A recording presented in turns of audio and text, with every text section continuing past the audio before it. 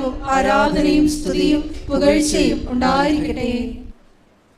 എൻ്റെ പ്രിയപ്പെട്ടവരെ, നിങ്ങൾക്കറിയാമല്ലോ, വളരെ ഏതെങ്കിലും ഒരു ടോപ്പിക് എടുത്തിട്ട് ആ ടോപ്പിക്ക് പ്രസൻറ്റ് ചെയ്യേണ്ട രീതിയിലല്ല കൃപാസനം ധ്യാനങ്ങളുടെ പോക്ക്.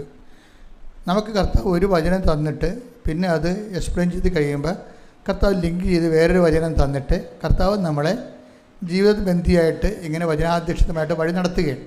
അവിടെ എൻ്റെ മക്കൾ ഒത്തിരി ഇങ്ങനെ ചിരിക്കാനോ ഇക്കിളി കൂട്ടാനോ അങ്ങൊന്നുമില്ല.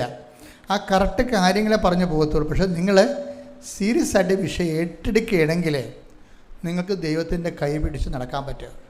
കാര്യം നമ്മൾ ഇത്രയും നാളിലെ കൃപാസന ആധ്യാത്മിക അനുഭവങ്ങൾ നോക്കുമ്പോൾ പാവപ്പെട്ട മനുഷ്യന്മാർ എന്തുമാത്രമാണ് ഇപ്പോൾ ദൈവത്തിനെ നേരിട്ട് കാണുകയും ഒരുമിച്ച് ജീവിക്കുകയും സംസാരിക്കുകയും ആൾക്കാർ കമ്മ്യൂണിക്കബിളാണ് ദൈവം ഭയങ്കര. അതെന്തുകൊണ്ടാണ് ഈ വചന വഴികളിലൂടെ സഞ്ചരിച്ചിട്ട് ജീവിതത്തെ കണക്ട് ചെയ്യുന്നതാണ്. കഴിഞ്ഞ ധ്യാനത്തിൽ നമ്മളെന്താ കണ്ടത്? വ്യക്തിപരമായ അനുഭവത്തിലൂടെയാണ് കാലങ്ങൾ എന്തിനാണ് കൽപ്പിച്ച് നൽകണത് എന്ന് പറഞ്ഞു. എന്തിനാണ്? 17:18 എന്താ വായിച്ചിരിക്കുന്നത്? ഒന്ന് വായിച്ച് 17:27 എന്താ വായിച്ചത്? കാലം എന്തിനാ കൽപ്പിച്ചു നൽകണത്? ഇത് അവർ ദൈവത്തെ അന്വേഷിക്കുന്നതിനും ഒരുപക്ഷേ അനുഭവത്തിലൂടെ അവിടുത്തെ കണ്ടെത്തുന്നതിനും വേണ്ടിയാണ്. അപ്പൊ ഇത് സ്വന്തം അനുഭവത്തിലൂടെയാണ് ദൈവത്തെ കണ്ടെത്തണം എന്നുള്ളതാണ് ദൈവത്തിന്റെ വാശി. ചക്കാത്ത വിശ്വാസത്തിൽ ജീവിക്കാൻ പറ്റത്തില്ല. മനസ്സിലായില്ലേ? ഒരു പരിധി കഴിഞ്ഞാൽ ഓടത്തില്ല. അപ്പൻ്റെ വിശ്വാസം, ഇപ്പം നമ്മുടെ കയ്യിലുള്ള വിശ്വാസം എന്താണ്? ചക്കാത്ത വിശ്വാസമാണ്. അപ്പൻ്റെ വിശ്വാസമല്ലേ? അമ്മയുടെ വിശ്വാസം, നമ്മളെ കാരിസം പഠിപ്പിച്ച കന്യാസിയുടെ വിശ്വാസം, അവിടെ വിശ്വാസത്തിലല്ലേ നമ്മൾ ജീവിക്കണം പലരും. ഇത് കുറച്ച് കഴിയുമ്പോൾ ദൈവം പറയും ഇത് അപ്ഡേറ്റായി, ഇത് വെട്ടിമൂടേണ്ട സമയം കഴിഞ്ഞ്. ചില മരുന്നൊക്കെ എന്താണ്, നമുക്ക് ഡേറ്റ് കഴിഞ്ഞാൽ വെട്ടിമൂടണം, കളയണം അത്. അതുപോലെ ചില ഈ ചക്കാത്ത വിശ്വാസം വെട്ടിമൂടപ്പെടും. ദൈവം പറയും നിങ്ങളുടെ ഫെയ്ത്ത് എന്ത് ചെയ്യുമെന്ന് പറയും. ഞാൻ തന്നതല്ല, നിങ്ങൾ ഇപ്പോൾ പിടിച്ച മത്സ്യം കൊണ്ടുവരാൻ പറയും. അത് സ്വർഗാരോഹണത്തിന് മുമ്പ് പറഞ്ഞൊരു സംഭവമാണ്. എന്താണ്? ഇപ്പോൾ പിടിച്ച മത്സ്യം. ടേക്ക് ദ വെടപ്പാട്. ശ്രുതിക്കട്ടെ ഹല്ലേലൂയ. യേശുവേ നന്ദി, യേശുവേ സ്തുതി, ഹല്ലേലൂയ ഹല്ലേലൂയ ഹല്ലേലൂയ ഹല്ലേലൂയ. യേശുവേ നന്ദി, ഹല്ലേലൂയ ഹല്ലേലൂയ ഹല്ലേലൂയ. കുമ്പിടും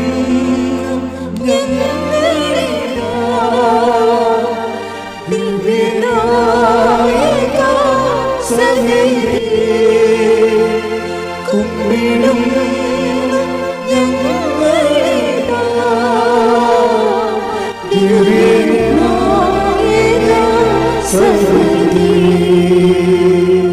യോഹന്നാൻ 21:10 യേശു പറഞ്ഞു നിങ്ങൾ ഇപ്പോൾ പിടിച്ച മത്സ്യത്തിൽ കുറെ കൊണ്ടുവരുവിൻ.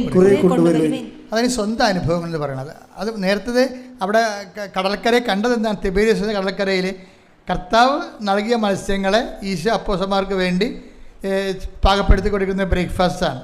പക്ഷേ അവിടെ ചോദിക്കുന്നത് എന്താണ്? ഇത് നിങ്ങൾക്ക് മതിയാവുമായിരിക്കും, പക്ഷേ ഈശോയുടെ ഒരു അഭിരുചി എന്താണ്? നിങ്ങൾ സ്വന്തം കഠിനാധ്വാനം ചെയ്ത് നേടിയെടുത്ത സംഭവമില്ലേ, അതിനെ ഈശോ അഡ്മയർ ചെയ്യുന്നത്. അതാണ് നിങ്ങൾ ഇപ്പോൾ പിടിച്ച മത്സ്യങ്ങളെ. ഈ ഇപ്പോൾ പിടിച്ച മത്സ്യങ്ങളുമാണ് 21:10. ഇതിനെയാണ് നമ്മൾ സ്വന്തം അനുഭവത്തിലൂടെ ദൈവത്തെ കണ്ടെത്തുമെന്ന് പറയുന്നത്. പല പല കാലങ്ങൾ കൽപ്പിച്ച് നൽകുന്നുണ്ട്. എന്തിനാണത്? അത് നിങ്ങളെ ചക്കാത്ത വിശ്വാസത്തിൽ ജീവിച്ച് മരിച്ചു പോകാതിരിക്കാൻ വേണ്ടിയാണ്. എന്തിനാണ്? സ്വന്തം അനുഭവത്തിലൂടെ ദൈവത്തെ കണ്ടെത്താൻ വേണ്ടി. കാലം നിങ്ങൾ എത്ര നല്ല മനുഷ്യരാകാം, മിടുക്കന്മാരാകാം, ദൈവത്തോട് അടുപ്പമുള്ളവരാകാം, ഡെയിലി കമ്മ്യൂണിക്കേറ്റഡാകാം, കുർബാന മുടക്കാത്തവരാകാം, പക്ഷേ പണി വരും എപ്പോഴായാലും. അതെപ്പോഴും ഓർത്തേക്കണം. നിങ്ങൾ പല ആൾക്കാരും കുർബാന മുടക്കാതിരിക്കണതും കുടുംബപ്രാർത്ഥന മുടക്കാതിരിക്കണത് എന്തിനാണ്? പേരക്കട അവനെ പട്ടി കടിക്കാതിരിക്കാനാണ്. നമുക്കൊരു പ്രശ്നം ഉണ്ടാകരുത്. അതാണ്. അങ്ങനെ പ്രശ്നം ഉണ്ടാവരുതെന്നുള്ള ഉദ്ദേശത്തിലാണ് നിങ്ങൾ ആധ്യാത്മിക ജീവിതം ക്രമീകരിക്കണമെങ്കിൽ അതൊരു നോൺസെൻസ് ഏർപ്പാടാണ്. എന്താ കാര്യം? ദൈവം അത് ഉദ്ദേശിക്കണില്ല. നിങ്ങൾ എത്ര വിശുദ്ധരാണോ, എത്ര ഡെയിലി കമ്മ്യൂണിക്കൻ്റ് ആണെങ്കിലും കർത്താവ് കാലം മാറ്റിത്തരും. നമുക്ക് പരിചയമില്ലാത്തൊരു കാലം വരും എപ്പോഴായാലും. അതെല്ലാവരും അഭിമുഖീകരിക്കേണ്ടതാണ്. ഈ രക്ഷായാത്രയിൽ ജോസഫിനെ അറിയാത്ത അധികാരി. Take the word of God. ശ്രുതിക്കട്ടെ ഹല്ലേലൂയ ഹല്ലേലൂയ ഹല്ലേലൂയ ഹല്ലേലൂയ. യേശുവേ നന്ദി, ഹല്ലേലൂയ ഹല്ലേലൂയ. നീവരുതി കാരുണ്യമേ, നീവരുതി കാരുണ്യമേ, നീവരുതി കാരുണ്യമേ.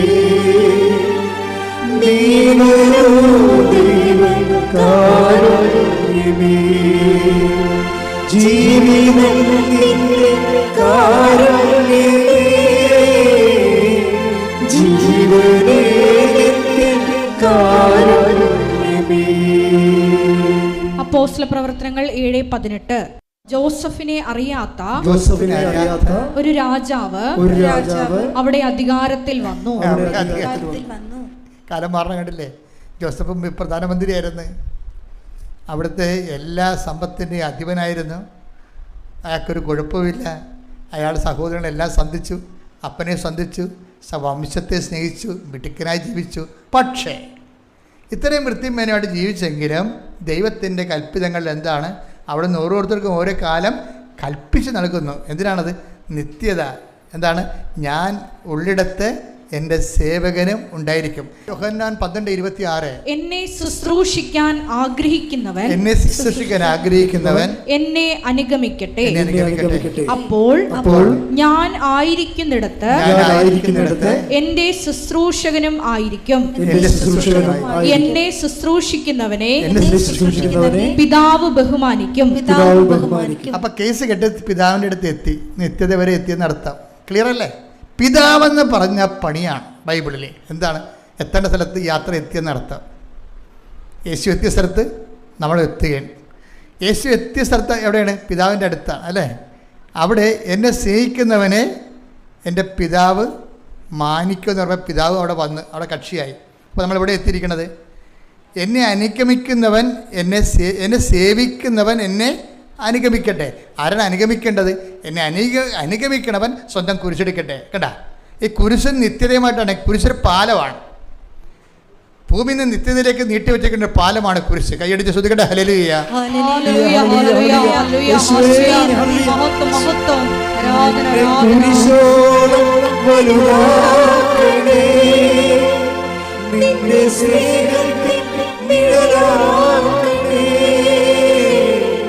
എന്റെ കുരിശോളം വലുതാക്കണേ, നിന്റെ സ്നേഹത്തിൽ നിഴലാക്കണേ. ഇതാണ് നമുക്ക് ലഭിക്കാനിരിക്കുന്ന മഹത്വം എന്ന് പറയുന്നത്. ലഭിക്കാനിരിക്കുന്ന മഹത്വത്തെക്കുറിച്ചാണ് തുലനം ചെയ്യുമ്പോൾ ഇന്നത്തെ കുരിശ് നിസ്സാരമാണ്. അതാണ് ദൈവം സൃഷ്ടിച്ചത് എല്ലാം നല്ലതാണെന്ന് പറയണത്. എന്താ കാര്യം? കുരിശായിട്ടാണ് ഫീൽ ചെയ്യണമെങ്കിലും ഇത് നമ്മളെ എത്തിക്കണം എവിടെയാണ്? പിതാവിൻ്റെ അടുത്തേക്ക് എത്തിക്കുകയാണ്. മനസ്സിലായില്ലേ? അതെപ്പോഴും നമ്മൾ ശ്രദ്ധിക്കണം. അപ്പം അതുകൊണ്ട് തന്നെയാണ് ഈശോ ഈ വിഷയം ചെയ്യുമ്പോൾ ഈശോ കോംപ്രമൈസ് ഇല്ലാത്തത്. എന്താണ്? അതായത് എന്നെക്കാളുപരി നിത്യത വരെയാണ് ഈ യാത്ര പോണത്. നമ്മൾ പിതാവിൻ്റെ അടുത്തേക്ക് പോവുകയാണ്. അത് നിങ്ങൾക്കൊരു കാര്യമാക്കാത്തത് കൊണ്ടാണ് എന്നെക്കാളുപരി നിങ്ങളെ മറ്റുള്ളവരെയൊക്കെ സ്നേഹിക്കുന്നതിൻ്റെ കാരണം. അപ്പം നിത്യത നിങ്ങൾ അംഗീകരിക്കണില്ലെന്നാണ് ഈ പറയണത്. ആയത് ഐ ഡോണ്ട് വാണ്ട് എന്ന് പറയും. അതെടുത്ത് എന്നെക്കാൾ ഉപരിയിട്ട് എടുത്ത് ശ്രദ്ധിക്കട്ടെ. Hallelujah hallelujah hallelujah. യേശുവേ നന്ദി. Hallelujah hallelujah hallelujah hallelujah hallelujah hallelujah. യേശുവേ ആരാധന ആരാധന ആരാധന. യേശുവേ മഹത്വം മഹത്വം മഹത്വം മഹത്വം. ആബാ ആബാ പിതാവേ, അങ്ങ് മാത്രമേ ഞങ്ങൾക്കു ദൈവം. അങ്ങേ അൾത്താരത്തിൽ ഞങ്ങളർപ്പണം ചെയ്യുന്നു സർവ്വം. ആബാ ആബാ പിതാവേ, അങ്ങ് മാത്രമേ ഞങ്ങൾക്കു ദൈവം. അങ്ങേ അൾത്താരത്തിൽ ഞങ്ങളർപ്പണം ചെയ്യുന്നു സർവ്വം. മത്തായി 10:37. എന്നേക്കാൾ അധികം പിതാവിനെയോ മാതാവിനെയോ സ്നേഹിക്കുന്നവൻ എനിക്ക് യോഗ്യനല്ല. എന്നേക്കാൾ അധികം പുത്രനെയോ പുത്രിയെയോ സ്നേഹിക്കുന്നവനും എനിക്ക് യോഗ്യനല്ല. അതെന്ത്? ഞാൻ ഇരിക്കുന്നിടത്ത് എൻ്റെ സേവകനും ഉണ്ടായിരിക്കും. എൻ്റെ സേവകനെ, എന്നെ ശുശ്രൂഷിക്കുന്നവനെ പിതാവ് മാനിക്കുമെന്ന് പറഞ്ഞില്ലേ? അപ്പം ഞാൻ ഇരിക്കുന്നിടം എന്ന് പറയണത് ഈ നിത്യതയാണ്. നിത്യതയേക്കാൾ ഉപരി കാലികമായ വിഷയങ്ങൾക്ക് പ്രാധാന്യം കൊടുത്താൽ I don't want you to be a Christian. ആ സംഭവം എനിക്ക് ഐ ഡോണ്ട് വാണ്ട് എന്ന് പറഞ്ഞാൽ എന്താണ്? അതായത് നിത്യതയേക്കാൾ ഉപരി, അതാണ് എന്നേക്കാൾ ഉപരി, നിത്യതയേക്കാൾ ഉപരി. പിന്നെ എന്താണ്? കാലികമായ വിഷയങ്ങൾ, ടെമ്പറൽ തിങ്സിന് പ്രാധാന്യം കൊടുക്കുന്നവർ ദൈവത്തിന് അഭികാമ്യരല്ല. ഐ ഡോണ്ട് വാണ്ട് എന്ന് പറയും. അത് ദൈവം വെച്ച് പൊറപ്പിക്കത്തില്ല. ഒന്നാം പ്രമാണത്തിനെതിരായിട്ട് വരും അത്. മോസസിനോട് പോലും ദൈവം കർക്കശം കാണിച്ചത് ഈ ഒരു സബ്ജക്റ്റിലാണ്. മോസസ് ഒത്തിരിയേറെ മോസസിനെ കുറിച്ച് അയാളുടെ അങ്ങനെയുള്ള ജീവിതകാരം പറയണത്, മോസസ് ചരിത്രത്തിൽ ഇല്ലെങ്കിൽ നമുക്കൊരാൾ ഒരു മോസസിനെ സൃഷ്ടിക്കേണ്ടി വരുമെന്നാണ് പറയണത്. അത്രയ്ക്ക് പെർഫെക്റ്റ് ലീഡറാണ്. ഈ ലീഡറിന് ഒരു പ്രാവശ്യം കാലൊതച്ചു പോയി. ലീഡർ തലമറന്ന് എണ്ണ തേച്ച് ഒരു ദിവസം. എന്താ കാര്യം? ലീഡർ മലമുകളിൽ ദൈവദർശനത്തിൽ പോയിട്ട് ഇറങ്ങി വന്നപ്പോൾ ജനമെല്ലാം കൂടി കൊടുത്ത കാളക്കുട്ടിയെ, സ്വർണത്തിൻ്റെ കാളക്കുട്ടിയെ ദൈവമാണെന്ന് പറഞ്ഞ് ആരാധിച്ച്. അപ്പോൾ ദൈവം ഇവനെ ചോപ്പ് ചെയ്ത് കളയാൻ പോവുകയാണ്. കാര്യം ഇനി മുന്നോട്ടുള്ള പോക്കെന്ന് പറയണത് ഇങ്ങനെ ഇതുപോലെയുള്ള താറാവിനൊക്കെ പനി പിടിച്ച് കഴിഞ്ഞാൽ ഉള്ള കുഴപ്പം എന്തായിരിക്കും? കുട്ടനായിട്ട് താറാവിനെ വളർത്താൻ കണ്ടിട്ടില്ല ആൾക്കാർ.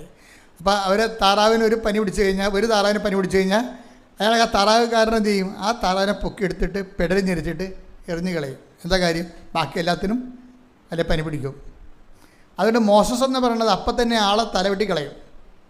എന്താ കാര്യം? അതുകൊണ്ട് പഴയ നിയമത്തിൽ കർക്കശമില്ലേ? എന്താണ്? അതായത് കണ്ടാമിനേഷൻസ് കയറിക്കഴിഞ്ഞാൽ ആ സമൂഹം എന്തിനു വേണ്ടിയാണ് ഈ സമൂഹത്തിന് ഈജിപ്തിൻ്റെ അടിമത്തിൽ നിന്ന് കൊണ്ടുവന്നത്?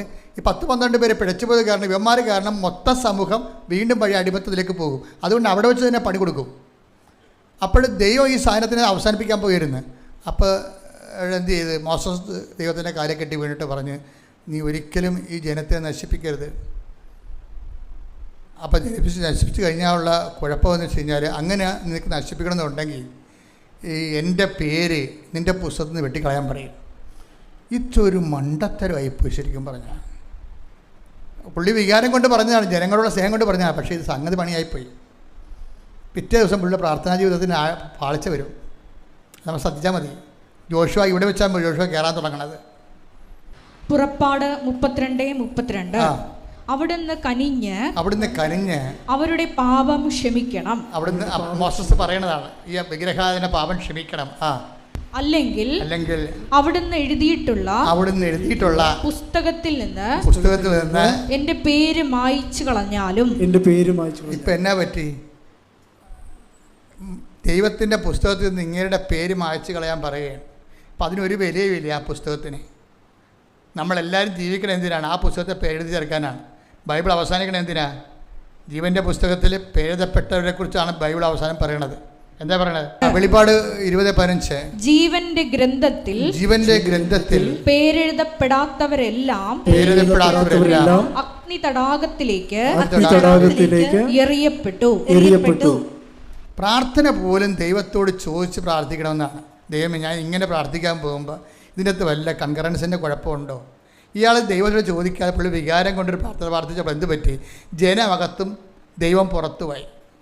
ഇപ്പോൾ ദൈവത്തെക്കാൾ ഉപരി ഇയാൾ ജനത്തെ സ്നേഹിക്കുന്ന പോലെയായി. പറഞ്ഞ മനസ്സിലായി? ഈ സാധനത്തിൻ്റെ ആധ്യാത്മികത എന്ന് പറഞ്ഞ ഒരു നിലപാടാണ്. അതിൽ ഒന്നാം സ്ഥാനം നിൻ്റെ കർത്താവ് ദൈവം ഞാനാകുന്നു. ഞാനല്ലാതെ ആ സ്ഥാനത്തോ ആ പ്രദേശത്തോ വേറെ ഒരു സബ്സ്റ്റൻസ് വരരുത്. റെഫറൻസ് എപ്പോഴും ശ്രദ്ധിച്ചേക്കണം. നിങ്ങൾ ദൈവത്തെക്കാൾ ഉപരി നിങ്ങളുടെ ജോലി, ദൈവത്തെക്കാൾ ഉപരി നിങ്ങളുടെ ഇരിക്കാതിരിക്കുന്ന മകള്, ദൈവത്തെക്കാൾ ഉപരി നിങ്ങളുടെ ജീവിത പങ്കാളി, ദൈവത്തെക്കാൾ ഉപരി നിങ്ങളുടെ സ്ഥലം, വീടിനൊക്കെ പ്രാധാന്യം കൊടുത്താൽ ഓട്ടോമാറ്റിക്കായിട്ട് നിങ്ങളുടെ പ്രാർത്ഥനാ ജീവിതം തകരും. എന്താ കാര്യം? പ്രാർത്ഥനാ ജീവിതത്തിൻ്റെ അകത്ത് പാളിച്ചകൾ വരും. അതിനകത്ത് കുഴപ്പമൊന്നുമില്ല. പക്ഷെ വേറെ ആൾക്കാർ അതിനേക്കാൾ ഉപരി ദൈവത്തിൻ്റെ പിടിപാടുള്ളവർ ഉയർന്നു വരും. അപ്പോൾ അത് എന്ത് ചെയ്യും? നിന്നെ താത്തണില്ല, നിന്നെ ദൈവം നേരിട്ട് താത്തതില്ല. പക്ഷെ വേറെ ആൾക്കാർ ഉയർത്തുമ്പോൾ നീ ഓട്ടോമാറ്റിക്കായിട്ട് തന്നു പോകും. നിൻ്റെ അതാണ് വിഷയം. അതാണ് മോസത്തിന് സംഭവിക്കുന്നത്. ആ താഴേക്ക് വന്ന് വായിച്ചേ, ജോഷുവ കയറി വന്ന് നോക്കിയേ. പുറപ്പാട് 33:11 സ്നേഹിതനോടെന്ന പോലെ. സ്റ്റാറ്റസിന് കുഴപ്പമൊന്നുമില്ല. പക്ഷെ ആ സ്റ്റാറ്റസ് കൊണ്ട് പൊടികോരം തിന്നാനേ പറ്റത്തുള്ളൂ. പണിയാണത്, നിസ്സാരമല്ല. സ്റ്റാറ്റസ് കുഴപ്പമൊന്നുമില്ല. സ്നേഹിതരോടൊന്നും പോലെ കക്ഷിയോട് സംസാരിക്കുന്നുണ്ട്. അതിൻ്റെ അകത്ത് ദൈവം മുഖം വീർപ്പിച്ചിരിക്കുക ഒന്നും ചെയ്യുന്നില്ല. കമ്മ്യൂണിക്കേഷൻ എല്ലാം സ്മൂത്തായിട്ട് എണ്ണയിട്ട് യന്ത്രം പോലെ നടക്കുന്നുണ്ട്. പക്ഷേ എവിടെയോ പണിയായിട്ടുണ്ട്. എന്താണ് വായിച്ചത്? സ്നേഹിതരോടുന്ന പോലെ കർത്താവ് മോശയോട് മുഖാഭിമുഖം സംസാരിച്ചിരുന്നു. അതിനുശേഷം മോശ പാളയത്തിലേക്ക് മടങ്ങിപ്പോകും. എന്നാൽ അവന്റെ സേവകനും ദേവൻ ആള് കണ്ടാ. എന്നാൽ അവന്റെ സേവകനും നൂനിന്റെ പുത്രനുമായ ജോഷുവ എന്ന യുവാവ് കൂടാരത്തെ വിട്ടുപോയിരുന്നില്ല. ദൈവസാന്നിധ്യം വിട്ടുപോണില്ല. ഇപ്പൊ മോസസിനേക്കാൾ കൂടുതൽ സമയം ദൈവമായിട്ട് ചെലവഴിക്കുന്നത് ആരാണ്? ഇപ്പം ജോഷുവ. ഈ സംഭവത്തിന് ശേഷമാണ്. ഇതിന് എന്ത് പറ്റുമെന്ന് അറിയണമെങ്കിൽ അവസാനം നിങ്ങൾ ഈ ജോഷുവ ചെന്ന് അവസാനിക്കണം നോക്കിയാൽ മനസ്സിലാവും. അവസാനം ഈ ബാറ്റൻ കൈമാറും. മോസസിൻ്റെ കയ്യിൽ നിന്ന് ബാറ്റൻ വാങ്ങിച്ചിട്ട് ജോഷുവയ്ക്ക് കൊടുക്കും. ജോഷുവ ഈ ആളെ ആട്ടി തെളിച്ചുകൊണ്ട് പോകും. അവൻ വാഗ്ദാന നാട്ടിൽ പ്രവേശിക്കും. അപ്പോൾ ഈ ജനം മത്സരിക്കും. പക്ഷെ ജനത്തിൻ്റെ കൂടെ ജോഷുവ നിൽക്കത്തില്ല. മോസസിനെ പോലെ ജോഷുവ പറയും, ഇതാ ലാൻഡ് നിങ്ങളുടെ മുമ്പിലുണ്ട്. നിങ്ങൾക്ക് കർത്താവിനെ വേണ്ടെങ്കിലേ നദിക്കക്കരെ നിങ്ങളുടെ പിതാക്കന്മാരെ കാണിച്ച പരിപാടിയൊക്കെ ചെയ്യാം. You can go. നിങ്ങൾക്ക് എല്ലാവർക്കും പോകാം. പക്ഷേ ഞാനും എൻ്റെ കുടുംബവും വി വിൽ നോട്ട് ഗോ. ആ വാക്കെന്ന് പറഞ്ഞാൽ ഭയങ്കര സംഭവമാണ്. മോസസിനെതിരെ ഉള്ളൊരു പണിയാണ് വരണത്. മോസസ് എന്താ പറഞ്ഞത്? നിൻ്റെ പുസ്തകത്തിൽ നിന്ന് എൻ്റെ പേര് മായ്ക്കാൻ പറയും ജനത്തിന് വേണ്ടി. ഇപ്പം എന്താ ജോഷുവ പറയണത്? എനിക്ക് ജനമല്ല വലുത്, എനിക്ക് എൻ്റെ ദൈവമാണ് വലുത്. കൈയടിക്കട്ടെ, സ്തുതിക്കട്ടെ. Hallelujah, hallelujah, hallelujah. മഹത്വം, മഹത്വം, ആരാധന, ആരാധന. ദൈവപിതാവേ നന്ദി, ദൈവപിതാവേ ആരാധന, ദൈവപിതാവേ മഹത്വം.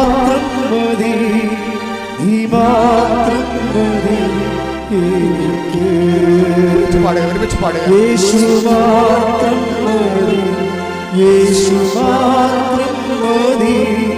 24:15 കർത്താവിനെ സേവിക്കുന്നതിന്. കേട്ടോ പറഞ്ഞേ. യോശുവ പറയണതാണ്, വാഗ്ദാന നാട്ടിൽ എത്തിയതിനു ശേഷം പറയണതാണ്. കർത്താവിനെ സേവിക്കുന്നതിന് മനസ്സില്ലെങ്കിൽ നദിക്കക്കരെ നിങ്ങളുടെ പിതാക്കന്മാർ സേവിച്ച ദേവന്മാരെയോ നിങ്ങൾ വസിക്കുന്ന നാട്ടിലെ അമോര്യരുടെ ദേവന്മാരെയോ ആരെയാണ്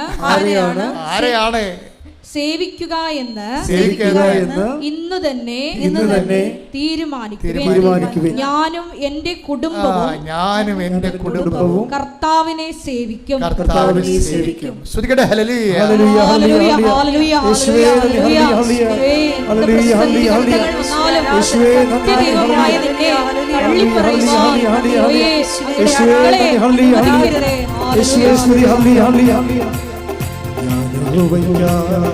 കാത്തു കാത്തല്ലോ അവനെങ്ങനെ ചാഞ്ചിട്ടല്ലോ. ഞാൻ കാത്തു കാത്തല്ലോ അവനെങ്ങനെ ചാഞ്ചിട്ടല്ലോ. നാശകരമാ കുഴിയിൽ നിന്നും കുഴഞ്ഞ ചെക്കി നിന്നും കയറ്റി. നാശകരമാ കുഴിയിൽ നിന്നും കുഴഞ്ഞ ചെക്കി നിന്നും കയറ്റി. Hallelujah, hallelujah, hallelujah, hallelujah. മഹത്വവും ജ്ഞാനം സ്തോത്രവും ബഹുമാനം ശക്തിയും ബലവും യേശുവിന്. ആമേൻ. മഹത്വവും ജ്ഞാനം സ്തോത്രവും ബഹുമാനം ശക്തിയും ബലവും യേശുവിന്. ചില ആൾക്കാർ ഉടമ്പടിയിൽ അവരുടെ കാര്യങ്ങൾ നടന്നില്ലെന്നുണ്ടെങ്കിൽ അവർ പ്രവർത്തനത്തിനുമൊക്കെ മാന്യം കാണിക്കും.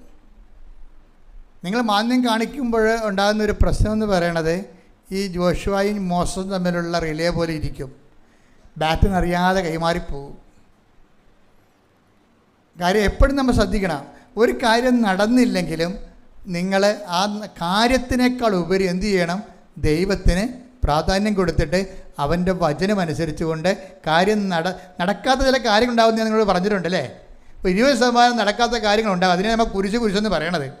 ആ കുരിശിനെയാണ് നമ്മൾ കർത്താവിൻ്റെ കൂടെ അനുഗമിക്കാൻ വേണ്ടി എടുത്തിട്ട് ഞാനുള്ളിടത്തിൻ്റെ പിതാവ് ഉണ്ടായിരിക്കും, ഞാനുള്ളിടത്തിൻ്റെ സേവനുണ്ടായിരിക്കും, എന്നെ സേവിക്കുന്നതിൻ്റെ പിതാവ് മാനിക്കുമെന്ന് പറയണത് ഈ കുരിശാണ് നമ്മളെ നിത്യതയിൽ എത്തിക്കണത്. അത് എത്തിക്കുന്ന കൊണ്ട് തന്നെ നടക്കാത്ത കാര്യങ്ങൾ ചിലത് വന്നു കഴിഞ്ഞാൽ നിങ്ങൾ അതിൻ്റെ പേരിൽ ദൈവമായിട്ട് വഴക്കിടാനോ പ്രാർത്ഥന കുറക്കാനോ തീരുമാനിക്കരുത്.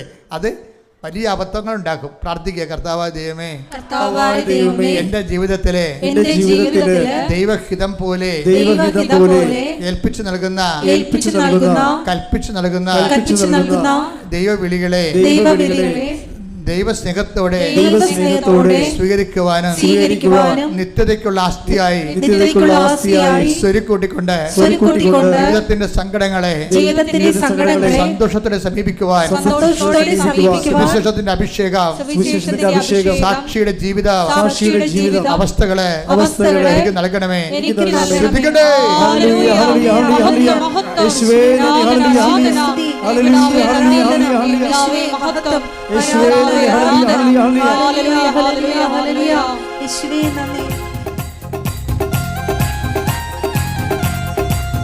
ഒരുമിച്ച് പാടുക.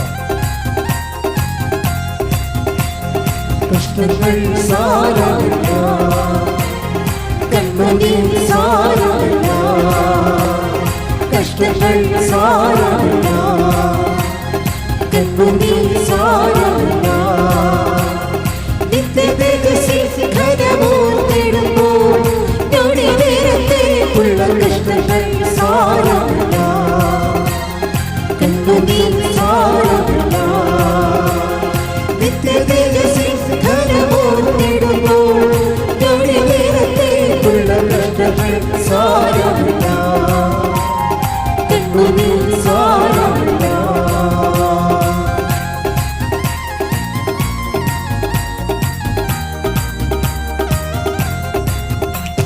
പ്രിയന്റെ വരവിൽ ധ്വനി മുഴങ്ങും, പ്രാർത്ഥനയെ പോലെ പറന്നുയരും. പ്രിയന്റെ വരവിൽ ധ്വനി മുഴങ്ങും, പ്രാർത്ഥനയെ പോലെ പറന്നുയരും. പ്രാണന്റെ പ്രിയനാം മണവാളനെ പ്രാപിക്കും സ്വർഗീയ മണിയറേ.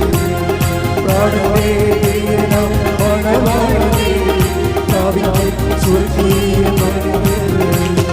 കഷ്ടങ്ങൾ സാരമില്ല, കണ്ണുനീർ സാരമില്ല, നിത്യതേജസ്സിൽ ഘനമോർത്തിടുമ്പോൾ ഞൊടി നേരത്തേക്കുള്ള കഷ്ടങ്ങൾ സാരമില്ല, കണ്ണുനീർ സാരമില്ല.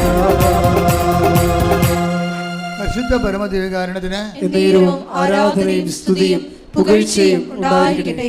നമ്മൾ ഉടമ്പടിയുടെ അനുഭവങ്ങൾ നമ്മളിങ്ങനെ വളരെ സ്കാൻ ചെയ്തെടുക്കുമ്പോൾ രണ്ട് തരം ദൈവവിളി അതിൻ്റെ അകത്തുണ്ട്. ഒന്ന്, ദൈവവിളി ഇപ്പോൾ ഉടമ്പടിയൊക്കെ ആദ്യമൊക്കെ വരണത് ആകർഷിപ്പാണ്. ആകർഷിപ്പ് കഴിഞ്ഞിട്ടാണ് പിന്നീട് ആകർഷിപ്പ് എല്ലാവരും തന്നെ ഒരു 95% പേരും ഉടമ്പടി ആകർഷിപ്പിലാണ് വരണത്. ആദ്യം സാക്ഷ്യം കണ്ട് ആകർഷിച്ച് വരും, ചില ആൾക്കാർ പറയണ കണ്ട് ആകർഷിച്ച് കാണും, പത്രത്തിലെ സാക്ഷ്യം കണ്ട് ആകർഷിക്കും, അങ്ങനെ ആകർഷിച്ച് വരും. ഇതിനകത്തുള്ള ഇപ്പം ഞങ്ങളുമൊക്കെ ദൈവവിളിയിലേക്ക് ആകർഷിപ്പുണ്ട്, കർത്താവ് അത് പറഞ്ഞിട്ടുണ്ട്. പിന്നെ ഉണ്ട് ചിലത് കൽപ്പിക്കപ്പെടും. രണ്ടും രണ്ടാണ് സംഭവം.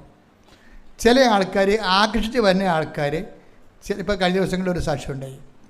ഒരു ചേച്ചി, ആ ചേച്ചിയുടെ പേര് ജെസ്സി പീറ്റർ, അവരൊരു സ്കൂൾ അധ്യാപികയാണ്. ജെസ്സി പീറ്റർ ഈ ആലപ്പുഴ ജില്ലക്കാരത്തിയാണ്. പക്ഷേ കൃപാസനത്തിലൊന്നും വരത്തില്ല, വരേണ്ട ഒരു ആവശ്യം അവർക്ക് വന്നില്ല. അതുകൊണ്ടാണ് അവർ വരാതിരുന്നത്. നല്ല ദൈവവിശ്വാസിയൊക്കെയാണ്, ഡെയിലി കുർബാനക്കൊക്കെ പോണ കക്ഷിയാണ്. പക്ഷേ ഒരു ദിവസം 4 പ്രാവശ്യം ഇവരുടെ മൊബൈൽ താഴെ വീണ്. ഒരു ദിവസം 4 പ്രാവശ്യം ഇവരുടെ മൊബൈൽ താഴെ വീണ്. രാവിലെ വൈകുന്നേരം ഉച്ചയ്ക്ക് കേട്ട് വീണ്. എപ്പോൾ എടുക്കുമ്പോഴും യൂട്യൂബിൽ ഇവർ താഴെ വീണ മൊബൈൽ എടുക്കുമ്പോൾ അതിനകത്ത് യൂട്യൂബിൽ കൃപാസന മാതാവിൻ്റെ ഫോട്ടോയുമായിട്ടാണ് പൊങ്ങി വരുന്നത് ഈ മൊബൈൽ. എന്ത് പരിപാടിയാണെന്ന് നമുക്ക് അറിയാൻ പറ്റില്ല. 4ാമത്തെ പ്രാവശ്യത്തിൽ കണ്ടപ്പോൾ ഇവർ ശ്രദ്ധിച്ച്, എടാ ഇത് ഞാൻ രാവിലെ മുതൽ താഴെ വീഴുന്നുണ്ട്, ഇത് വീഴുമ്പോഴൊക്കെ പൊങ്ങി വരുന്നത് കൃപാസനം മാതാവാണല്ലോ. അപ്പോൾ അവൾ മാതാവിന് പറഞ്ഞു, മാതാവ് എന്നെ വിളിക്കണമെന്നൊക്കെ മനസ്സിലായി, ഞാൻ നാളെ വന്ന് ഉടമ്പടി എടുത്തോളാം എന്ന് പറയും. എന്നെ വിളിക്കണമെന്നൊക്കെ മനസ്സിലായി. അപ്പോൾ തന്നെ ആകർഷണം എന്ന് പറയണത്, അവർ വന്ന് ഉടമ്പടി എടുത്ത് അവിടെ സാക്ഷ്യം നമ്മൾ ഇട്ടിട്ടുണ്ട്, നല്ല സാക്ഷ്യമാണ്. ഇതുപോലെ നിങ്ങൾക്കൊക്കെ ഒരു ആകർഷിപ്പുണ്ടാകും ഓരോ തരത്തിലുള്ള. അവരുടെ വിഷയം എന്ന് പറയണത് അവർക്ക് ഭയങ്കര അവർ ഡെയിലി പള്ളിയൊക്കെ പോകുന്നുണ്ടെങ്കിൽ അവർക്ക് ഭയങ്കര അങ്കലപ്പാണ്. 2 മക്കൾ പെൺമക്കളുണ്ട്, 2നെയും കെട്ടിച്ച്. പക്ഷേ പെൺമക്കളൊക്കെ കെട്ടിപ്പോയി, അവർക്ക് പിന്നെ പിള്ളേരൊക്കെ ആയി, പിന്നെ ഭർത്താവായി, അവർക്ക് വീടായി, വീടിൻ്റെ കാര്യത്തിലൊക്കെ അന്വേഷിക്കലായി. പക്ഷേ കട മുഴുവൻ കുടുംബത്തിനായി. ഇതിപ്പോൾ എല്ലാവർക്കും ഉണ്ട് ഈ പരിപാടി. നമ്മൾ കടവും വിലയും മേടിച്ചൊക്കെ പെൺപിള്ളേരൊക്കെ പഠിപ്പിക്കും, അവർക്കെല്ലാം കഴിക്കും, അവർ ജോലി കിട്ടി പോകും. അവർ ഈ രാജ്യം വിട്ട് പോകണമെങ്കിൽ പിന്നെ അവിടെ വീട് മേടിക്കണം, അവർക്ക് കാറ് മേടിക്കണം. നമ്മൾ അവർ നമ്മൾ വിളിക്കുമ്പോൾ അവർ പറയും പപ്പായും മമ്മിയും അവിടെ നാട്ടിലെ വീട് വിറ്റിട്ട് ഞങ്ങളുടെ ഇവിടെ ഞങ്ങൾ നോക്കിക്കൊള്ളാന്ന് പറയും. പണിയായിരിക്കും. ഈ അണ്ണന്മാരെല്ലാം അങ്ങനെ ചെയ്യണം. ഇപ്പം നമ്മളെ ചിട്ടി പിടിച്ചും വട്ടി പിടിച്ചും ബാങ്കിൽ നിന്നും പോയി പട്ടാക്കി പറഞ്ഞൊക്കെ കാശുണ്ടാക്കി ഇവർക്ക് കൊടുത്തിട്ട് അവരെ പഠിക്കാൻ വിട്ട് കഴിഞ്ഞാൽ പിന്നെ എന്ത് ചെയ്യും? അവർക്ക് ജോലി വേണ്ട. അവർ ജോലിക്ക് വേണ്ടി ശ്രമിച്ചു. അപ്പോൾ അതിനൊക്കെ നല്ല ലക്ഷങ്ങൾ ചിലവാണതേ. അതിനുശേഷം അവർക്ക് പിന്നെ കല്യാണമായി, അതിനും ചിലവാണ്. അതും കഴിഞ്ഞപ്പോൾ എന്ത് പറ്റി? പിന്നെ അവർ അവിടെ പോയിട്ടുണ്ടെങ്കിൽ അവർക്ക് പിന്നെ വാടക വിടുമ്പം പറയും മമ്മി ഭയങ്കര വാടകയാണ്, ആ ഒരു 3 ദിവസം കൊല്ലത്തെ വാടക ഉണ്ടെങ്കിൽ നമുക്ക് വീട് മേടിക്കാൻ പറ്റും.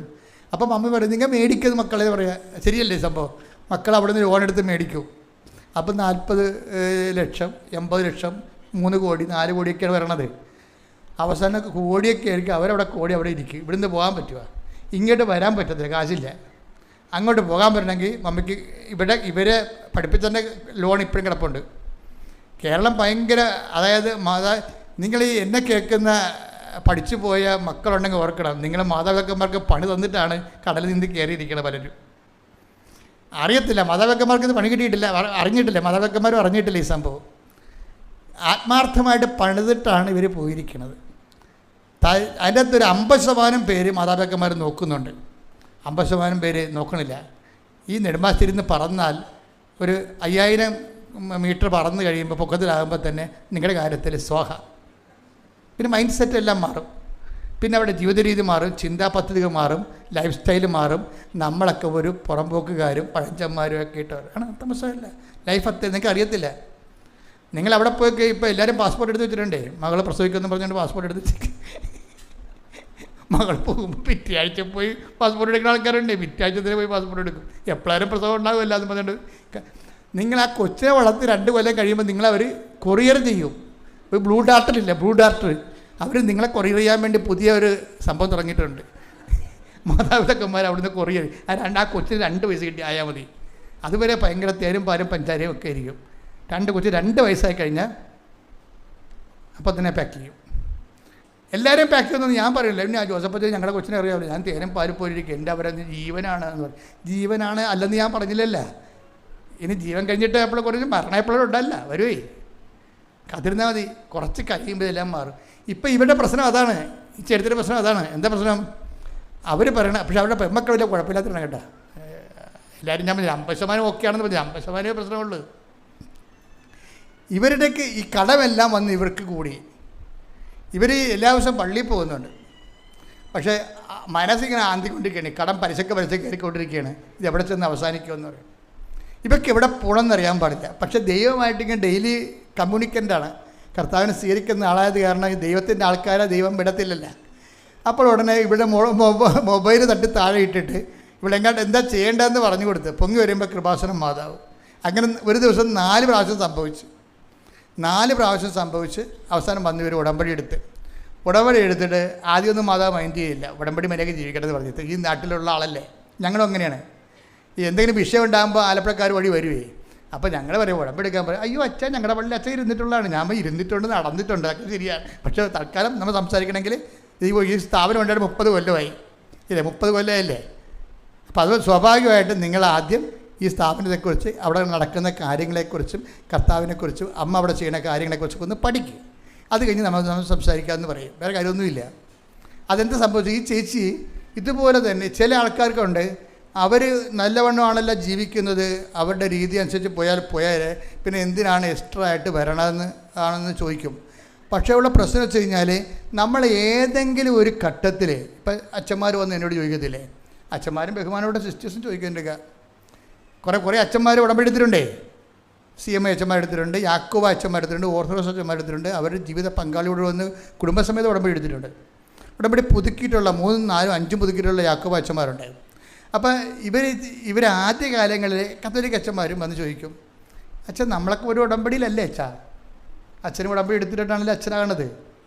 ഞങ്ങൾ ഉടമ്പടി എടുത്തിട്ടുണ്ട്. സിസ്റ്റർമാർ ചോദിക്കും, ഞങ്ങൾ ഉടമ്പടിയിലാണ്, പിന്നെ ഞങ്ങൾക്ക് എന്താണ് ഈ ഉടമ്പടി എന്ന് പറയും. അപ്പോൾ ഞാൻ പറയും, രണ്ടും 2 ഉടമ്പടി, നമ്മളെടുത്ത ഉടമ്പടിയും ഈ ഉടമ്പടിയും തമ്മിൽ കുറച്ച് വ്യത്യാസമുണ്ട്. എന്താണ് ഉടമ്പടിയുടെ വ്യത്യാസം? ഞങ്ങളെടുത്ത ഉടമ്പടി എന്താ പറഞ്ഞിരിക്കുന്നത്? പ്രിയ മകനെ നീ, പിതാവ് നമ്മുടെ കയ്യിൽ പട്ടത്തിൻ്റെ സമയത്ത് പുസ്തകം തരും, കർത്താവിൻ്റെ വചനം തരും. പ്രിയ മകനെ നീ എന്താ ചെയ്യണം? ഇത് വിശ്വസിക്കണം, പിന്നെന്ത് ചെയ്യണം? ഇത് വിശ്വസിക്കണം, പിന്നെന്ത് ചെയ്യണം? ഇത് ജീവിക്കണം. അപ്പം നമ്മളത് കർത്താവിൻ്റെ നാമത്തിൽ സഭയോടും സഭയുടെ പ്രതീകമായി പിതാവിനോട് അനുസരണ വാഗ്ദാനം ചെയ്ത്. പക്ഷേ നമ്മുടെ മരിയനുടമ്പടി വരുമ്പോൾ വേറെ പ്രശ്നമുണ്ട്.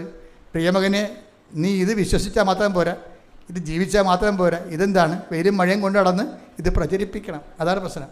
അപ്പോൾ ഇത് വ്യത്യാസം ഉണ്ടാവും. അതിൻ്റെ അകത്ത് ഇത് പ്രചരിപ്പിക്കണം. ഇത് നിങ്ങൾ നോക്കിയാൽ മനസ്സിലാവും. കർത്താവിനെ കൈമാറണം. കർത്താവിനെ കൈമാറാൻ നമ്മൾ ഏറ്റവും കൂടുതൽ ഇന്നത്തെ കാലത്ത് സഹായിക്കുന്നതാണ്. എന്താ കാര്യം? ഈ പത്രം വെന്ത ചോറാണെന്ന് അതിനോട് അമ്മ പറഞ്ഞത്. ഒരു ബൈബിൾ കൊടുത്താൽ ചിലപ്പോൾ അവർ വായിക്കത്തില്ല, വായിച്ചാൽ മനസ്സിലാകത്തില്ല അവർക്ക്. പക്ഷെ പത്രം കൊടുത്താൽ ആ ബൈബിൾ തന്നെ വെന്ത് പാലിച്ച് ജീവിതാനുഭവങ്ങളായിട്ടിരിക്കണതാണ്. ആ അനുഭവങ്ങൾ കേൾക്കുമ്പോൾ ആൾക്കാർ കർത്താവിന് ആ അനുഭവം നൽകിയ ദൈവത്തിലേക്ക് വരും. ബഹുമാനപ്പെട്ട സിസ്റ്റേഴ്സും വന്നതിനോട് ചോദിക്കുക, പക്ഷേ ഞങ്ങളെന്താണ് ഞങ്ങളുടെ കാരിസം അനുസരിച്ച്, ഞങ്ങളെ സഭയുടെ കാരിസം അനുസരിച്ച് ഞങ്ങൾ ഇത് ചെയ്തതല്ലേ? ഒബീഡിയൻസ്, ചാസ്റ്റിറ്റി, പോവർട്ടി, ദാരിദ്ര്യം, പിന്നെ എന്താണ് അനുസരണം, അനുസരണം, പിന്നെ കന്യാവ്രതം, ഇത്രയും കാര്യങ്ങൾ ഞങ്ങൾ എടുത്തിട്ടല്ലേ? അത് ഉടമ്പടിയല്ലേ? അതല്ലേ ഉടമ്പടി. അപ്പോൾ ഞാൻ പറയും, സിസ്റ്ററെ അതൊക്കെ ശരിയാണ്, പക്ഷെ കർത്താവ് വേറെ ഒരു വാതിൽ തുറന്നു വെച്ചിട്ടുണ്ട്, ഒരു അപകടവാതിൽ. എന്താണത്? നിങ്ങളുടെ ഈ കാര്യത്തിന് പുറത്ത് വിശിഷ്യ നിങ്ങൾ എന്താണ് ചെയ്യണത്? അതിനാണ് മാർക്ക്. അല്ലെ? 5:46 എടുത്ത് ശ്രുതിക്കട്ടെ. Hallelujah, hallelujah, hallelujah, hallelujah. യേശുവേ നന്ദി, യേശുവേ സ്തുതി. ഹല്ലേലൂയ, യേശുവേ ആരാധന, ആരാധന. ഹല്ലേലൂയ. മത്തായി 5:46. നിങ്ങളെ സ്നേഹിക്കുന്നവരെ നിങ്ങൾ സ്നേഹിച്ചാൽ, നിങ്ങളെ സ്നേഹിച്ചവരെ നിങ്ങൾ സ്നേഹിച്ചാൽ നിങ്ങൾക്ക് എന്ത് പ്രതിഫലമാണ് ലഭിക്കുക? ചുങ്കക്കാർ പോലും അത് തന്നെ ചെയ്യുന്നില്ലേ? സഹോദരങ്ങളെ മാത്രമേ നിങ്ങൾ അഭിവാദനം ചെയ്യുന്നുള്ളുവെങ്കിൽ വിശേഷവിധിയായി എന്താണ് നിങ്ങൾ ചെയ്യുന്നത്? വിജാതീയരും, അതായത് ഈ കാരിസത്തിന് പുറത്ത് നമ്മൾ ചെയ്ത ഉടമ്പടിക്ക് പുറത്ത് ഈ വിശേഷ വിധിയായി ചെയ്യുന്നതിലാണ് ഉടമ്പടി ഫയറാകണത്. അതെല്ലാവരും മനസ്സിലാക്കണം. ഇതിൻ്റെ വെടിമരുന്നിരിക്കണം അവിടെയാണ്. ഇന്ന് വെടിമരുന്നിരിക്കണം. ഒരു ഉടമ്പടി പെട്ടെന്ന് ഫയറാക്കണമെങ്കിൽ വിശേഷ വിധിയായി ചെയ്യാനുള്ള ഓപ്ഷൻസ് കണ്ടുപിടിക്കണം. പ്രത്യേകമായിട്ട് നമ്മൾ സാധാരണ ആൾക്കാർ ചെയ്യുന്നതിനേക്കാളും, സാധാരണ ഉടമ്പടിക്കാർ ചെയ്യുന്നതിനേക്കാളും എക്സ്ട്രാ ആയിട്ട്. എന്താ പ്രശ്നം വെച്ച് കഴിഞ്ഞാൽ, ഈ കൽപ്പിക്കപ്പെട്ട എല്ലാം ചെയ്താൽ അയാളെക്കുറിച്ച് അണ്ടർ എസ്റ്റിമേറ്റ് ചെയ്യണം. കണ്ടിട്ടില്ലേ ബൈബിള് 17 എടുത്തേ? ലൂക്ക 17:10. ഇതുപോലെ തന്നെ നിങ്ങളും കൽപ്പിക്കപ്പെട്ടവയെല്ലാം ചെയ്തതിന് ശേഷം ഞങ്ങൾ പ്രയോജനമില്ലാത്ത ദാസന്മാരാണ് കടമ നിർവഹിച്ചതേയുള്ളൂ എന്ന് പറയുവിൻ. അപ്പൊ സിസ്റ്റർമാരായാലും ശരി, ആ കടമ നിർവഹിക്കുക, കാരിസം അനുസരിച്ചുള്ള ജീവിതമായി ജീവിച്ചിട്ടുള്ളതെന്നുണ്ടെങ്കിൽ ചില സമയത്ത് സ്റ്റാറ്റസിൻ്റെ അകത്ത് ഇനിയും വളരാനുള്ള പുതിയ ചാൻസാണ് ഉടമ്പടി നൽകുന്നത്. നമുക്ക് വിശേഷവിധിയായി ചെയ്യാനും നമ്മൾ കൽപ്പിക്കപ്പെട്ടതിനേക്കാൾ കൂടുതൽ ചെയ്യാനും, അങ്ങനെ ചെയ്തുകൊണ്ട് ദൈവതിരുസന്നിധിയിൽ ദൈവത്തിന് തോന്നണം. എന്താണ് തോന്നണത്? ദൈവത്തിൻ്റെ ഒരു വിശ്വാസിയാണ് എന്ന് തോന്നരുത്. എന്താണ്? യേശുക്രിസ്തുവിൻ്റെ സ്വന്തം ആൾക്കാരാണല്ലോ കണക്ക് കൂട്ടാതെ ജീവിക്കണത്. സ്വന്തം ആൾക്കാർ അല്ലേ കണക്ക് കൂട്ടാതെ, യേശുക്രിസ്തുവിൻ്റെ സ്വന്തവും ഇല്ലേ? റോമ എടുത്ത് 1:6 ശ്രുതിക്കട്ടെ. Hallelujah, hallelujah, hallelujah. യേശുവേ നന്ദി. Hallelujah, hallelujah. റോമ 1:6 യേശുക്രിസ്തുവിന്റെ സ്വന്തമാകാൻ വിളിക്കപ്പെട്ടിരിക്കുന്ന നിങ്ങളും അവരിൽ ഉൾപ്പെടുന്നു. അപ്പോൾ നമ്മുടെ വിളി എന്ന് പറഞ്ഞാൽ എന്താണ്? യേശുക്രിസ്തുവിന്റെ സ്വന്തമാകാൻ. അപ്പോൾ ഈ സ്വന്തമാകാൻ വിളിക്കുമ്പോഴേ അവർ കണക്ക് കയ്യിൽ നോക്കിയല്ല ചെയ്യണത്, കൽപ്പിക്കപ്പെട്ടതല്ല ചെയ്യണത്. ദാസനാണ് കൽപ്പിക്കപ്പെട്ട ചെയ്യണത്. സ്വന്തം ആൾക്കാർ കണക്ക് നോക്കാതെ ചെയ്യും. ഇങ്ങനെ ദൈവത്തെ കണക്ക് നോക്കാതെ സ്നേഹിക്കാൻ ഒരു ജീവിത രീതി രൂപപ്പെടുത്തി എടുക്കുന്ന ഉടമ്പടി. ശ്രുതിക്കട്ടെ. Hallelujah, hallelujah, hallelujah, hallelujah, hallelujah. മഹത്വം, മഹത്വം, ആരാധന, ആരാധന, ഹല്ലേലൂയ, ഹല്ലേലൂയ, പിതാവേ മഹത്വം, പിതാവേ ആരാധന, ഹല്ലേലൂയ. നിന്നെ പോലൊരു ദൈവമില്ല, ഉന്നതൻ നീ, അത്യുന്നതൻ നീ, നിന്നെ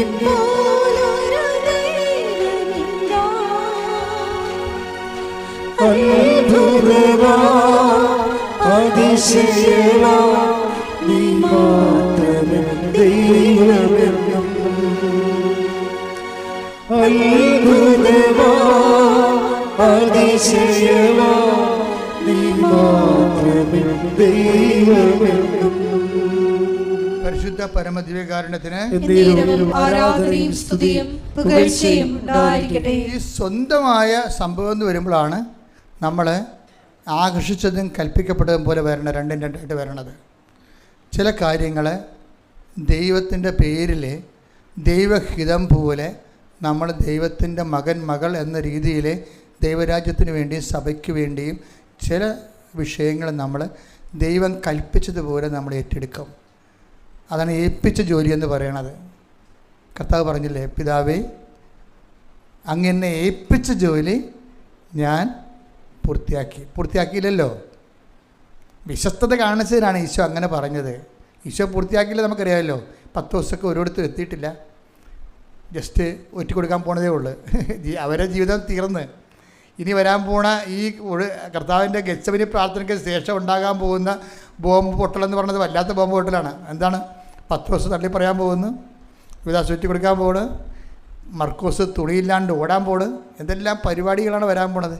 എന്നിട്ട് പറയും, ഈശോ പറയും ഏൽപ്പിച്ച ജോലി ഞാൻ പൂർത്തിയാക്കിയെന്ന്. ഈ കലാപരിപാടിയൊക്കെ നടക്കുമെന്ന് ഈശോയ്ക്ക് അറിയാം. പക്ഷേ ഈശോയെ സംബന്ധിച്ചിടത്തോളം എന്തെല്ലാം നടന്നാലും ഈശോ ഏറ്റെടുത്ത ജോലി അവസാന നിമിഷം വരെ വിശ്വസ്തതയാണ് ചെയ്തത്. ഫിഡേലിറ്റി ആയിട്ട് ചെയ്യുന്നതാണ് പൂർത്തിയാക്കുക എന്ന് പറയണത് ഈശോയുടെ. അപ്പം നമ്മളെ സംബന്ധിച്ചിടത്തോളം ഉടമ്പടിയെ സംബന്ധിച്ചിടത്തോളം നിങ്ങൾ ഒരു ഉഡായിപ്പ് ജീവിത ഉടമ്പടിയായിട്ട് മുന്നോട്ട് കൊണ്ടുപോകരുത്. മറിച്ച് ചെയ്യുന്ന അത്രയും കാര്യങ്ങൾ വിശ്വസ്തയോടെ അങ്ങോട്ട് ചെയ്യണം. അപ്പോൾ ഉടമ്പടി പൂർത്തിയായതിന് തുല്യമായിരിക്കും. പ്രാർത്ഥിക്കുക, കർത്താവ് ദൈവമേ, ഉടമ്പടി വിശ്വസ്തയോടെ അവസാന നിമിഷം വരെ പാലിച്ചുകൊണ്ട് ഉടമ്പടി പൂർത്തീകരിച്ച് ജീവിക്കുവാൻ പ്രത്യേക അഭിഷേകം നൽകണമേ. ശ്രുതിക്കട്ടെ ഹല്ലേലൂയ.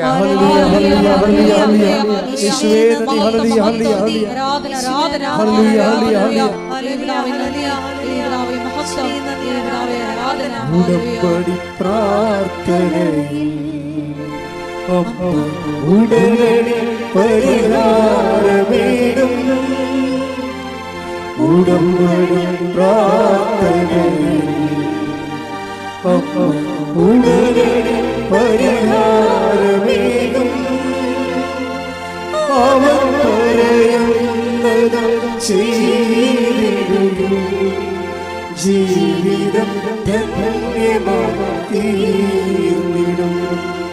അവൻ പറയുന്നത് ചെയ്തിടും. ജീവിതം ധന്യമായിത്തീർന്നിടും. പരിശുദ്ധ പരമദിവ്യകാരുണ്യത്തിന് ആരാധനയും സ്തുതിയും പുകഴ്ചയും ഉണ്ടായിരിക്കട്ടെ. എല്ലാവരും എഴുന്നേൽക്കുക. എൻ്റെ പ്രിയപ്പെട്ടവരെ, ജീവിത ദുരിതങ്ങൾക്കും ജീവിത തടസ്സങ്ങൾക്കെതിരെയുള്ള ദൈവികമായ ശാസന പ്രാർത്ഥനയുടെ സമയമാണ്. നമ്മൾ വലിയ അനുഗ്രഹത്തിൻ്റെ ഒരു മണ്ണിലെ മണിക്കൂറുകളോളം കർത്താവിൻ്റെ വചനം കേട്ടതാണ്. ഒരു കാര്യം സത്യമാണ്, കർത്താവ് ഈ ധ്യാനം കൂടി ഒരു കുഞ്ഞിനെ പോലും വെറും കൈയോടെ വിടത്തില്ല. കർത്താവ് നിൻ്റെ ഉന്നതമായ നാമത്തിന് സ്വസ്ഥം ചെയ്യുന്ന കർത്താവ്, നിൻ്റെ വിശുദ്ധ പൗരോഹിത്യത്തെ നീ മഹത്വപ്പെടുത്തണമേ. കർത്താവെ, സഭയിലുള്ള സാന്നിധ്യം നീ പ്രകടമാക്കണമേ. 39 വർഷം ഞാൻ അർപ്പിച്ച കുർബാനയുടെ യോഗ്യതയാൽ കൃപാസനാൾത്താരെ ജീവനോടെ പ്രത്യക്ഷപ്പെട്ട പരിശുദ്ധമ്മയുടെ മാധ്യസ്ഥതയിൽ ഈ ആൾത്താരെ നടന്ന 10,000 ആരാധന ശക്തിയാൽ ഞാൻ മക്കളെ ആശീർവദിക്കുന്നു. ശ്രുതികട hallelujah. Hallelujah hallelujah hallelujah hallelujah. Hallelujah hallelujah. ആരാധന, മഹത്വം മഹത്വം, ആരാധന ആരാധന. Hallelujah hallelujah. യേശുവേ, നീ ഞങ്ങളെ നോക്കി കാണുന്നതിന് നന്ദി പറയുന്നു.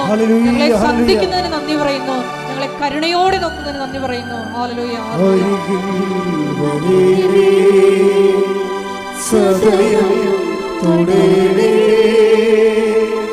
സുഖമായി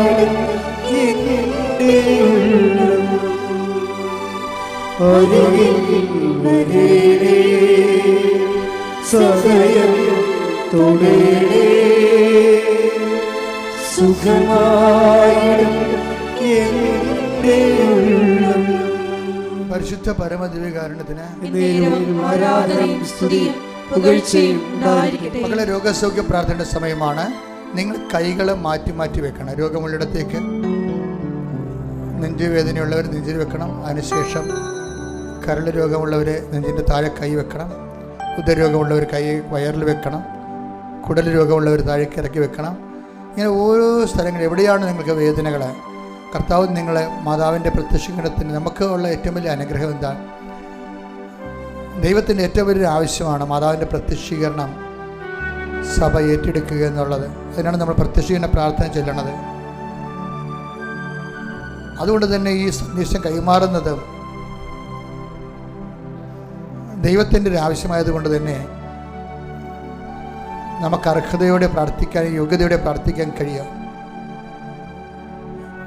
അച്ഛൻ പ്രാർത്ഥിക്കുന്ന സമയത്തെല്ലാം ഇടിമുഴക്കം വരെ ശ്രദ്ധിച്ചുകൊണ്ടിരിക്കണം. രോഗികൾക്ക് വേണ്ടി പ്രാർത്ഥിക്കണം.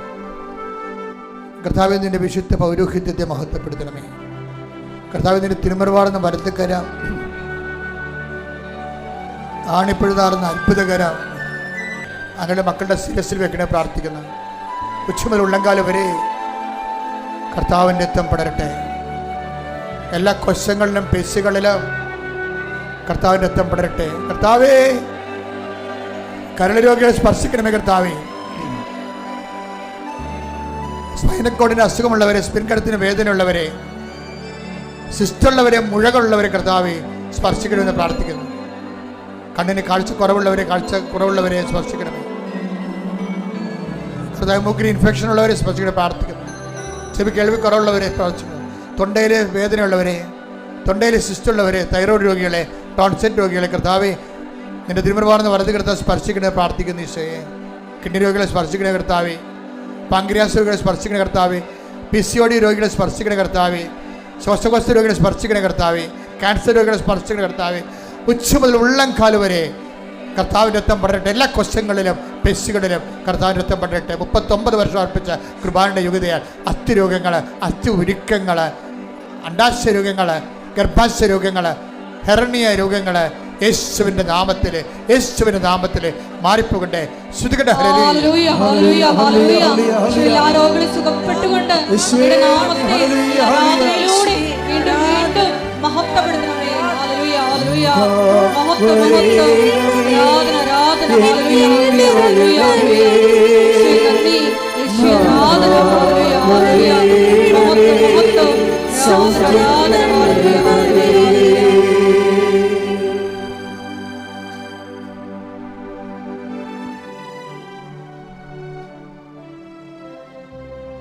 സമാപന ആശീർവാദം. ഒരിക്കൽ കൂടി മരിയൻ ഉടമ്പടിയിൽ സമർപ്പിച്ചിരിക്കുന്ന എല്ലാ വിഷയങ്ങളും, ഒപ്പം തന്നെ നമ്മുടെ ജീവിതത്തെ ഇപ്പോൾ നൊമ്പരപ്പെടുത്തുന്ന വിഷയങ്ങളും ദൈവമാതാവിൻ്റെ മധ്യസ്ഥയിൽ ദിവ്യകാരുണ്യ സന്നിധിയിൽ നമുക്ക് പ്രത്യേകമായിട്ട് സമർപ്പിച്ച് പ്രാർത്ഥിക്കാം. അപ്പം തന്നെ ഈശോയെ, ഞങ്ങളെ തന്നെ പരിത്യജിച്ച് കുരിശുമെടുത്ത് നിൻ്റെ പിന്നാലെ വരുവാനുള്ള വലിയ അഭിഷേകം ഞങ്ങൾക്ക് തരണമേ എന്ന് പ്രാർത്ഥിക്കുന്നു. ഇന്ന് വചനത്തിൽ വെളിപ്പെട്ട് കിട്ടിയതുപോലെ എല്ലാം പരിത്യജിച്ച് നിന്നെ അനുഗമിക്കുമ്പോൾ, നിന്നെ ശുശ്രൂഷിക്കുമ്പോൾ, നീ ആയിരിക്കുന്നിടത്ത് ശുശ്രൂഷകനും ആയിരിക്കുമെന്ന വലിയ വചന വെളിപാടിനെ അനുസ്മരിച്ചുകൊണ്ട് ദൈവപിതാവേ, ഞങ്ങളുടെ ഉടമ്പടി യാത്രയെ ആശീർവദിക്കണമേ എന്ന് പ്രാർത്ഥിക്കുന്നു. എടുത്തിരിക്കുന്ന ഉടമ്പടിയെ ഏറ്റെടുത്ത് പുഷ്പമണിയിക്കണമേ എന്ന് പ്രാർത്ഥിക്കുന്നു. Hallelujah, hallelujah. നമുക്ക് ശിരസ്സ് നമിച്ച് ദിവ്യകാരുണ്യനാഥൻ്റെ ആശീർവാദം സ്വീകരിക്കാം.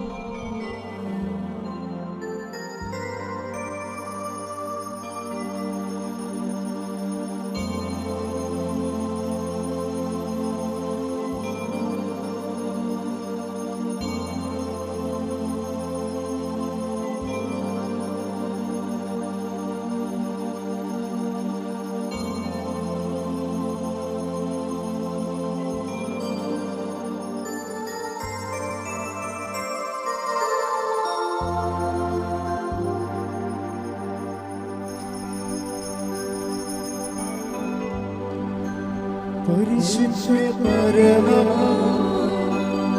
ദിവ്യകാരുണ്യമേ, ഇന്നുമെന്നും അങ്ങേക്ക് ആരാധന. പരിശുദ്ധ പരമ ദിവ്യകാരുണ്യമേ, ഇന്നുമെന്നും